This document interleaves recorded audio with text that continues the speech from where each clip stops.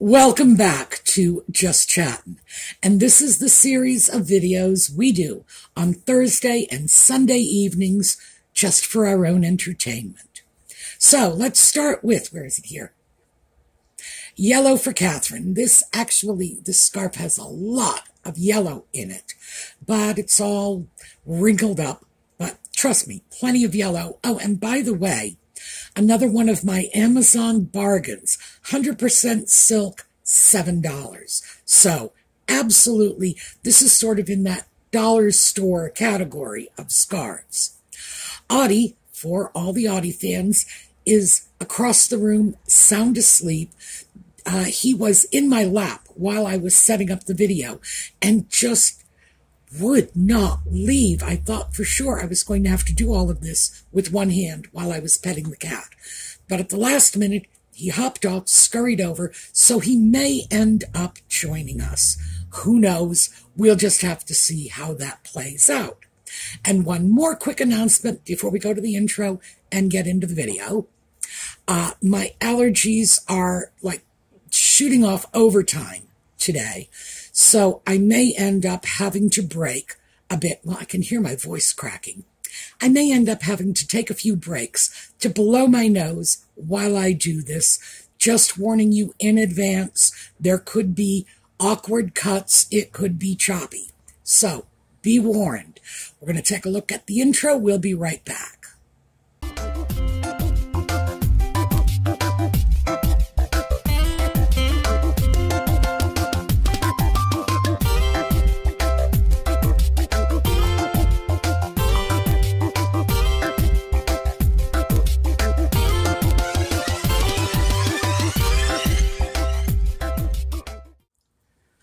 So we are going to take a look at an issue we've looked at in the past, and that is Nutmeg's impression of herself as the Princess of Nigeria. Now, I've made a video about this. I'll take a look and see if I can put a link in the video notes.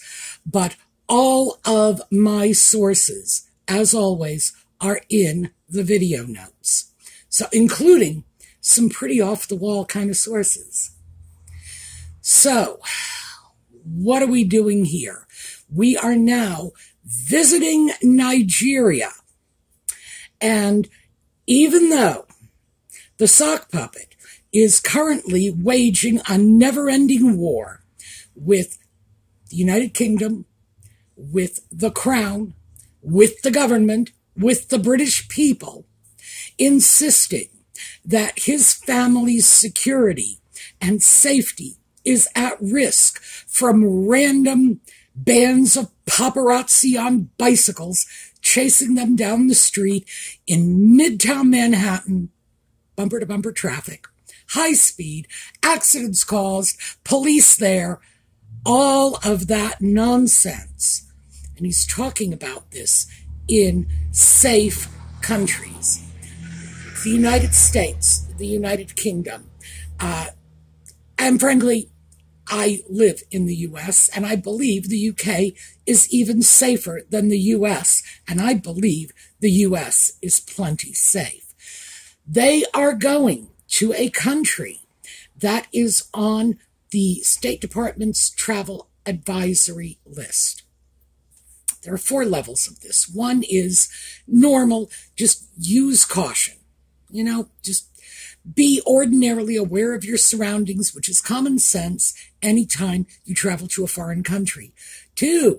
Number 2, this is the second level up, is it's a little more dangerous than usual. Use extra caution. Be aware of your surroundings. Don't take anything for granted.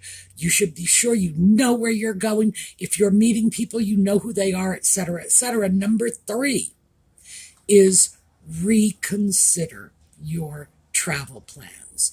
In other words, the government is saying you really shouldn't go there. Period. The next highest level, and this is the top, is number 4, which is do not travel.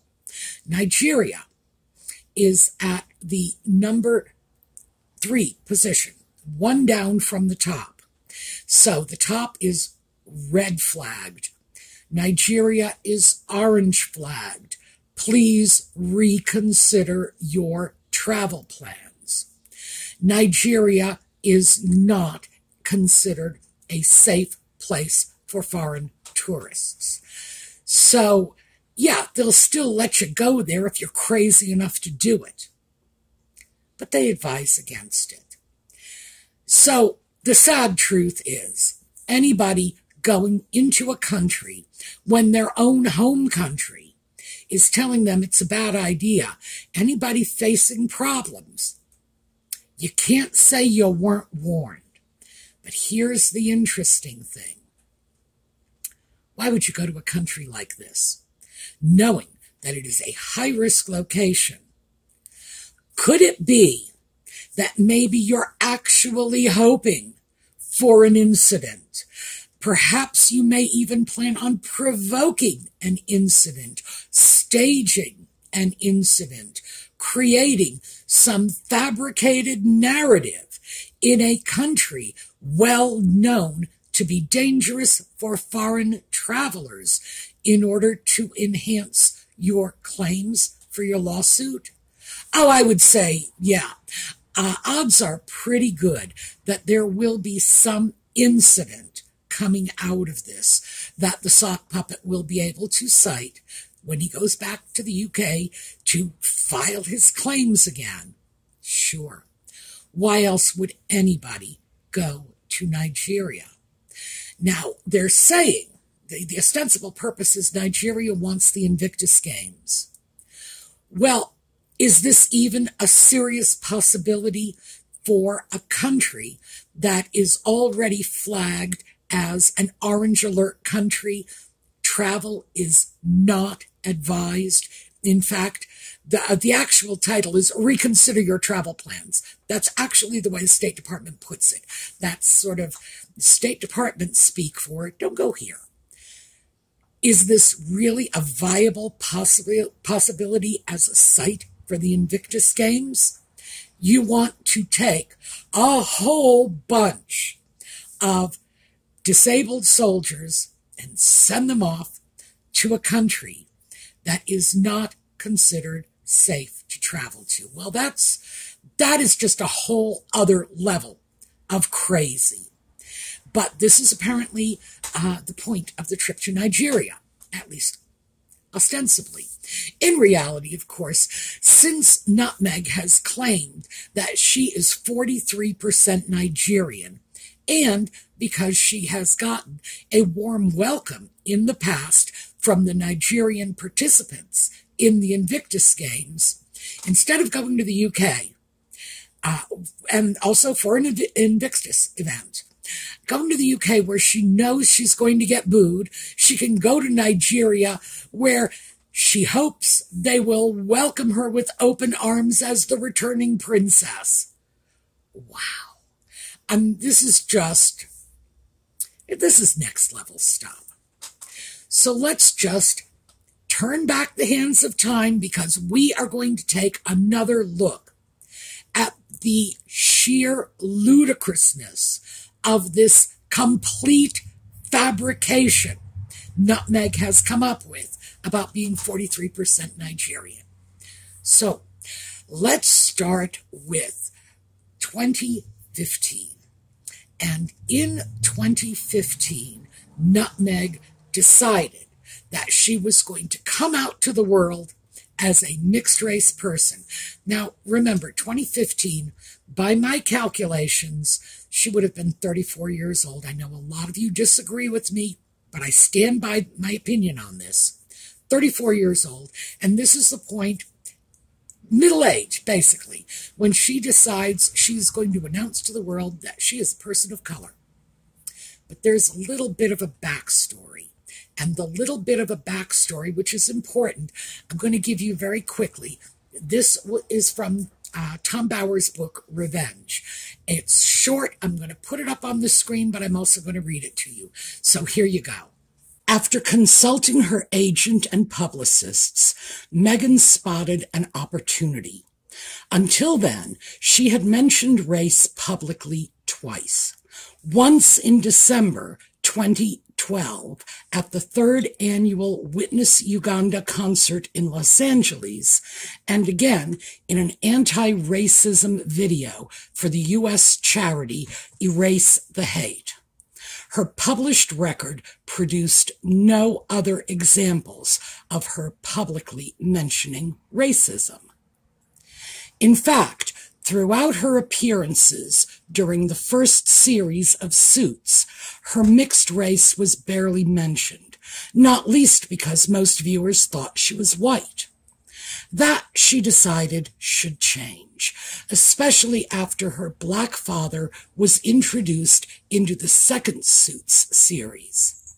Having reconsidered her past, she decided she would sincerely present herself as a survivor of racism. So this whole thing begins at a point in Nutmeg's life in which she is hoping to gracefully transition out of Suits. She has nothing on the line to follow up when eventually she is sort of kicked to the curb by the television industry. So she's looking around to try to reestablish herself as a brand ambassador, as a social media influencer, as a humanitarian, anything she can think of to make her stand out from the pack. She's employing public relations people and talent representation agents. She specifically looked for people who were very good at getting brand ambassadorships, and I hate that term, it's sponsorships. That's basically what it is. And it's like putting lipstick on a pig. It is what it is. You're selling products for people. Calling it brand ambassadorship, please. That is just so pretentious. But this is what she's looking for. She wants to be the face of Dior, the face of L'Oreal, whatever. And it wasn't really working out. So she takes this whole reinvention plan over to Elle magazine. This is in 2015. She tells Elle magazine that she has an idea to do a story. As she later, by the way, says that Elle magazine went to her. No. It was the other way around. She went to them and said, I have an idea for a story. I want to go to Malta to trace my roots. And I will get there and I will then do a story for Elle magazine that will highlight the local communities in Malta, the tourist attractions. It will be good for them. And, we'll have a great story out of it. This is entirely self-serving, of course. Nutmeg wants a trip to Malta. She wants to write an article for Elle magazine. She is going in there claiming that she is of Maltese descent. Furthermore, this gets even better. The Maltese ancestor that she claims she is tracking was also, according to Nutmeg, at one time employed in Windsor Castle as a cook. Now that, again, complete fabrication of a story. It's like, no. And because the British royal family kept pretty good records on their domestic servants, it's easily checked out. No, didn't happen. Furthermore, the grandmother in question was off in Ireland at the time that Nutmeg said she was in Windsor Castle. Oh, please. Now, she gets to Malta, and she never had any intention of doing a story about Malta or the Maltese people. This was always about Nutmeg and what was good for Nutmeg, and that was the end of it. So she gets wined and dined by the Maltese government. She goes on visits to museums and whatever, fabulous wardrobe changes, local photographers who, by the way, were never paid for their work. Keep that in mind. never paid for their work. Nutmeg never did the story of Malta for Elle magazine. These people never had their photos publicly shown. They have been shown subsequently. And I believe Nutmeg did use some of those photos for her own personal publicity. But, yeah, never got paid. So, at the end of the Malta trip, she goes back to Elle and decides she's going to write a story about her life as a mixed-race woman who has been the victim of racism. Now, keep in mind, this is a woman who was considered by virtually everyone around her, at least professionally, as white. It was a person who identified as white, and we've seen that. Copies of her CV, she identified herself as Caucasian. And I'm not saying she doesn't have the right to do that. She certainly does. She had a white father. She was raised in the confines of that white side of the family. Why wouldn't that be her self-identification? And who could take that away from her? But the story about how alienated she was, and that was the story she gave to Elle magazine, had nothing to do with Malta. So the Maltese government, and not to mention many of the Maltese people who participated in this trip, end up feeling, well, used and dumped by the whole affair. Nutmeg gets her byline in Elle magazine. Not only that, but her own personal story in her own personal words, and we know how she loves that, ends up getting told to the world. So why is this significant? Because we have a woman who has already created one false identity and gone to great lengths, including fabricating a Windsor Castle cook, going to a magazine and a foreign government, and presenting herself as a descendant of this country, which is not true. It's complete fabrication. She did, in fact, have a relative who lived in Malta for a couple of years. So that's the only part of the story that has any validity at all. But she claimed to be of Maltese descent, even saying that people said, oh, you'll fit right in, you'll look just like the people there. Well, I'm not sure how, but regardless. So we've seen this already. This is her MO. So, fast forward. Now she marries into the royal family. She is establishing herself as a biracial person. She is declaring that the whole world is against her because she's black, etc., etc. So, we need a new spin on this. And then she has her Archie Types podcast. And this is where the 43% Nigerian comes up for the very first time. Now, we also have a little backstory on this, and this is very close in time. While she was doing Archie Types, Serena Williams had disclosed the time that her daughter fell from her high chair, broke her wrist, and Serena had to go out and play a match the next day because she is a professional athlete and that's what you have to do. And she was just heartsick that she would have to leave her injured baby, and I think we could all relate to that. That is a very difficult situation to be in. But Nutmeg can't let Serena have all of the glory and all of the sympathy. Serena cannot be the victim. After all, this is Nutmeg's show. She's the victim. So she comes up with a story about the South African trip that she and Harry made on behalf of the royal family. And while they were in their housing unit, which is an absurd way to talk about a diplomatic residence in South Africa, and while they were there in this housing unit, a heater allegedly malfunctioned and smoked, and it was in the baby's room. And she still had to continue on that tour. The heater wasn't broken.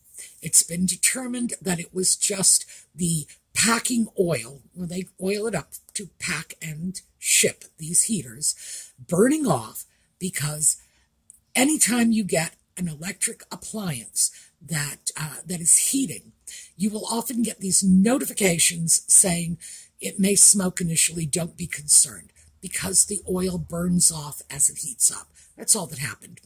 The putative child was not even in the room at the time, was not even on the same floor at the time. So apparently this was a second floor bedroom. The putative child was downstairs with the nanny in the kitchen. No fire ever broke out. No one was ever in danger. A little bit of smoke escaped from a heater. But in Nutmeg's telling, it was a major crisis. The child's life was in peril.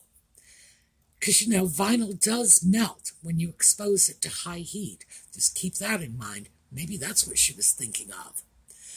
But she still had to go and do that tour. Why? Because she couldn't let Serena Williams be the big, brave, pushing forward through adversity star of Nutmeg's podcast.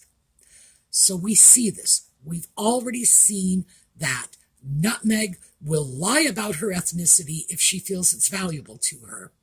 And we have seen that she will very happily, well, this wasn't a complete lie. I have to say this. This was simply a wild exaggeration in order to one-up somebody else, in this case, Serena Williams, who is allegedly her friend.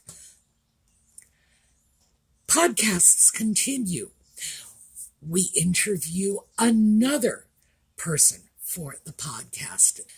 And this is the Nigerian American comedian Ziwe. And I hope I'm getting the pronunciation correct. I've got the spelling up on the picture. So Ziwe's parents, both of them, came to America from Nigeria, and apparently, although I'm not sure about this, but apparently Ziwe self-identifies as a Nigerian American, which, of course, both her parents are from Nigeria. Why wouldn't she? But Nutmeg, again, can't stand this. It's her podcast. How dare someone else try to steal the spotlight? Nutmeg looks at Ziwe and says, I'm 43% Nigerian. I had my genealogy done a few years ago, and that's what it showed. Now, Ziwe, please remember, this is a comedian. Ziwe says, oh yeah, you look very much like a Nigerian. In fact, you look just like my Auntie Uzo. So, let's just very quickly take a look at some random Nigerian faces. I pulled these images off a list that I had Googled.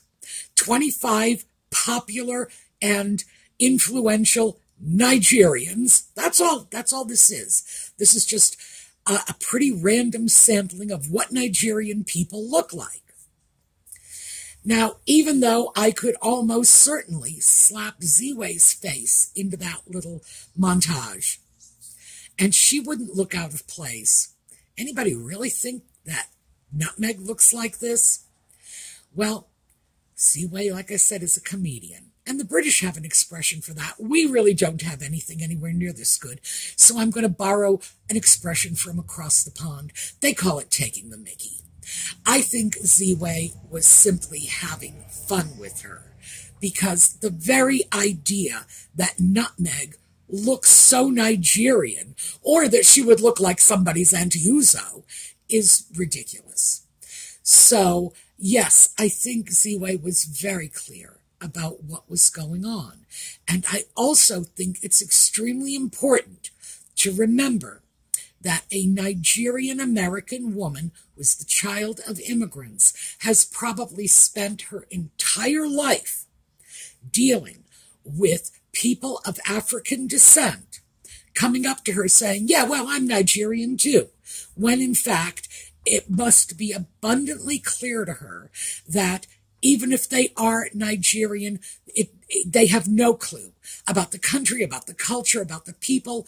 They may be of African descent, but Nigeria is not the only country in Africa. So would she be inclined to do that? Well, I don't know her personally, but I have to say, she's a comedian. I'm sure she has a few very standard responses that she just kicks out when anybody looks at her and says, me too, me too. Now, we've already discussed the fact that Nigeria is a country. Nigeria, as it exists today, has only been a country for about 100 years. It was unified, northern Nigeria, southern Nigeria, in 1914. Prior to that, northern Nigeria and southern Nigeria were frequently broken up into small kingdoms or principalities or tribal groups, or however you want to phrase this. It was not the Nigerian nation we know today, 100 years ago. So that's one barrier to determining where your family may have come from centuries ago. But it's a nationality. And obviously it is a nationality that one could not have had in the distant past. Again, the nation as it exists today did not exist in the distant past. It went by other names. The peoples, the tribes, the small city-states involved had different cultural and political identities. So, Nigerian, no, that's something new in the picture. But it's not an ethnicity, period. So, can Ziwe call herself Nigerian American even though she's not directly from Nigeria? Of course, because her parents were from Nigeria. I don't even know if they are Americans. I know they've been living in America for some time, but I have no idea what their citizen status is. Perhaps they are still Nigerian citizens. Is it okay for her to say it? Absolutely, because she is Nigerian American. This is where her parents come from, and that's okay. But is Nutmeg 43% Nigerian? Well, no. First of all, genealogy cannot fill in those gaps. And she specifically said it was genealogy, not DNA testing. DNA testing might be able to link her to cultural and ethnic groups within Nigeria, and there are tons of them. Absolute tons of them. DNA testing might be able to do that. Genealogical testing, no. That is tracing people, not biology. And saying I am 43% Nigerian, in Nutmeg's case, must be biology. Because, in fact, it can't be political, because none of the Markles and none of the Raglins that anybody knows of is, in fact, a Nigerian citizen. So, no, she has to be talking about ancestry and bloodlines, not nationality and citizenship. So this claim of 43% Nigerian fails on every possible level. But we have to remember, it was simply something she said on the fly in the middle of an interview when she was dealing with another woman of color who was sitting there attempting to steal her thunder. And as we saw with Serena Williams and her incident with her child, Nutmeg cannot do without one-upping whatever is being said. It's like, you say 3, she's got to say 4. So Ziwe says Nigerian American, and Nutmeg is, I'm 43% Nigerian. The part that troubles me the most about this is the the fictionalization of this narrative is so glaringly apparent. All you have to do is look at it, and it crumbles to dust before your very eyes. So, why is the mainstream media continuing to throw out this nutmeg going back to her roots in Africa as if this is really a thing? I think it's disgraceful. But, in fact, time will tell if nutmeg is going to be received by the Nigerian people as their long-lost princess. Who knows? Certainly her PR team is going to struggle to make it look that way.